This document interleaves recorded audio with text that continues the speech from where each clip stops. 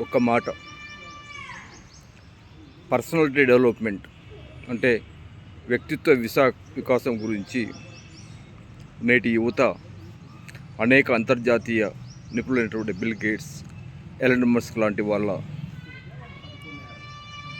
సందేశాలు చూస్తుంటారు. అయితే మన భారతదేశంలో కూడా ఎంతోమంది గొప్ప వ్యక్తిత్వ వికాస సారథులు ఉన్నారు. ఉదాహరణకు భారత యుద్ధంలో అర్జునుడికి హితోపదేశం చేసినటువంటి శ్రీకృష్ణ భగవానుడు,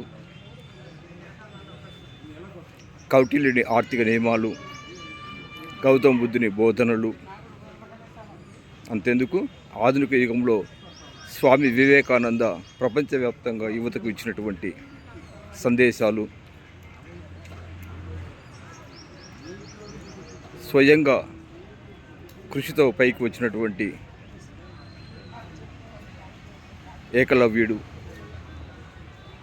ఇంకా అణగారిన ప్రజల కొరకు పోరాడినటువంటి అంబేద్కర్ బోధనలు, స్త్రీ విముక్తి కొరకు పోరాడినటువంటి సావిత్రిబాయి పూలే, ఆమె సహచర ఉపాధ్యాయుని శ్రీమతి ఫాతిమా షేక్ గారు,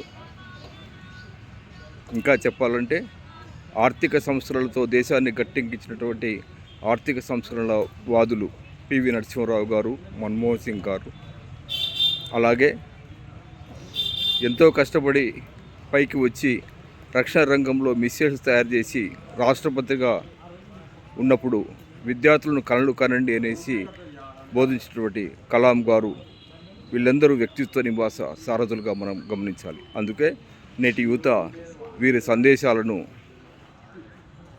పాటించాలని కోరుకుంటున్నాను.